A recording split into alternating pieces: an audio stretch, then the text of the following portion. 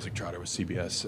How important is transition defense going to be in a game like this when they can get up and get going? Yeah, it's one of the things that they do exceptionally well. I think we've seen a couple of teams in our conference, Wisconsin, Iowa, that are both very, very similar in terms of, especially after a make, putting a ton of pressure on your defense, and they shoot the first open three, and so it's very, very important that happens, and we're very conscious of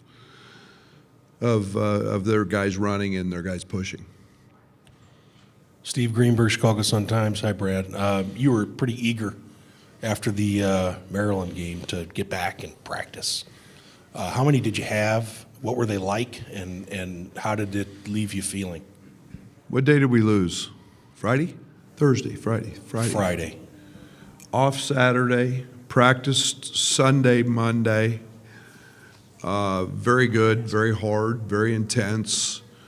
Off Tuesday with not totally off. We're on spring break, but we didn't practice. We had shooting, stretching, weight room, and a lot of that on Tuesday, and then Wednesday morning before we came here, we had a good one, and then today. So been focused. It's nice to, the best thing that came out of the Maryland butt kicking was Merez Johnson got a lot of minutes and got to kick some rust off, and so we've been able to get back to practice. They've been really good.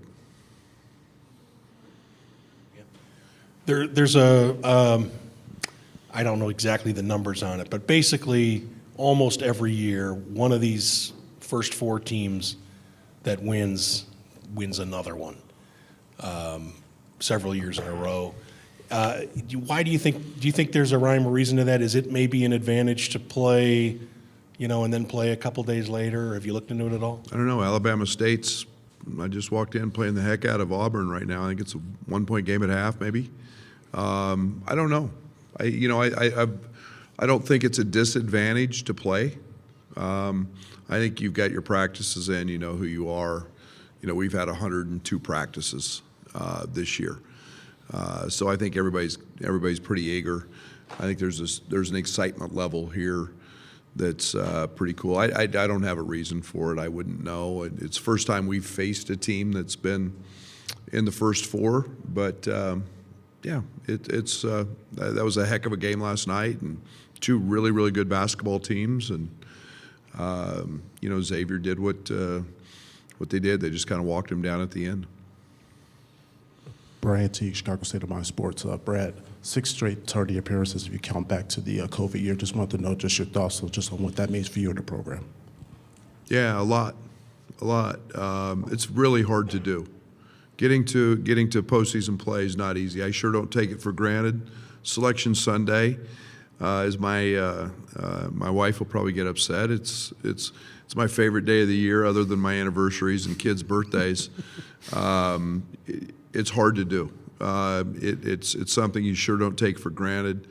I look at our conference this year, and I think top to bottom it was as good as it's ever been in my 8 years, and.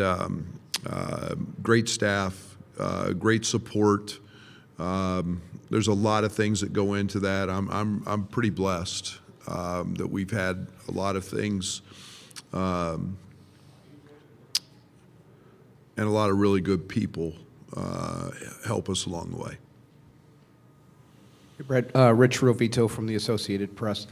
You obviously know your team very well, but seeing that you have slightly more than a day to prepare for a team that you didn't know your matchup, does that create any problems? It's different. It was very different, but it's something we've done a lot this year. We backed off. We've been a team in the past, to be very honest, in past years, have been a big 2-day prep team. We got away from that this year. We've done a lot more 1-day preps. In terms of what we've gone over with our players, not giving them too much information. I've felt like a little bit in the past we've killed them with numbers and too much information sometimes. So we backed off that. So it's not tremendously different. The one thing that it forced our coaching staff to do, and what we did was, I've watched 3 or 4 games on both, and then we tried to find similarities that we could talk about in practice and work on it from that standpoint. And I'd be lying if I said that we didn't cover a little bit of Texas and a little bit of Xavier's stuff in practice. We just never told our guys what was what. We just covered their actions. Hi, Coach. Alec Bussey, 24/7. You talked earlier in the past about getting your team to understand the urgency of the end, the abruptness of the end. With players like KJ, Tomislav, who haven't played in the NCAA tournament and maybe aren't as familiar with it, how do you go about getting them to understand the event and not stressing them out and getting them to focus on the game at hand? Yeah, the good thing for those guys, they've been in a lot of big games. They've got kind of a worldly knowledge and understanding. This stage is different. It's unmatched. There's nothing like the NCAA tournament. But it's still basketball, and you've got to go out and play the game, and you've got to compete. And the one thing that I've tried to, reiterate to these guys is the other team is going to compete just as hard as you do, and try to do it a little bit harder, and you just can't let that happen. And it's the beauty of this tournament. It's you're a little bit off and you go home.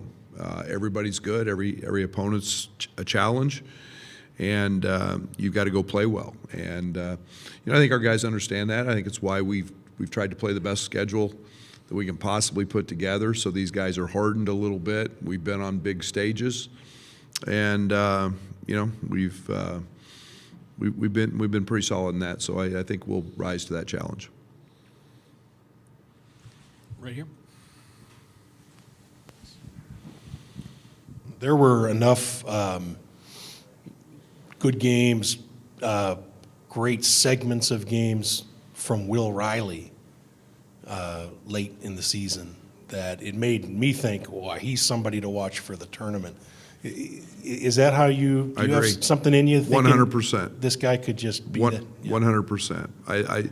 He's gifted. He's got a gift. That doesn't mean that he's going to go out and do that, but I believe in him. I think that he's, you don't do what he did in the first half in East Lansing. Unfortunately, he got sick in the second half and then missed the next game. He's had some unbelievable moments. He's become a guy that we truly believe gives us that third facilitator, along with KJ, and maybe a fourth with, because Tommy's been so big for us. But he's making great decisions. I call him slippery. He's just slippery. He gets where he wants to go. He forces help, and he's making great decisions and elevating his teammates. And he shoots it from 3. He scores it at the rim. He scores it off the bounce. He's got a lot of tools, and I truly hope that you're right, and that I'm right as well, because I really have a feeling that he could be a huge player in this tournament.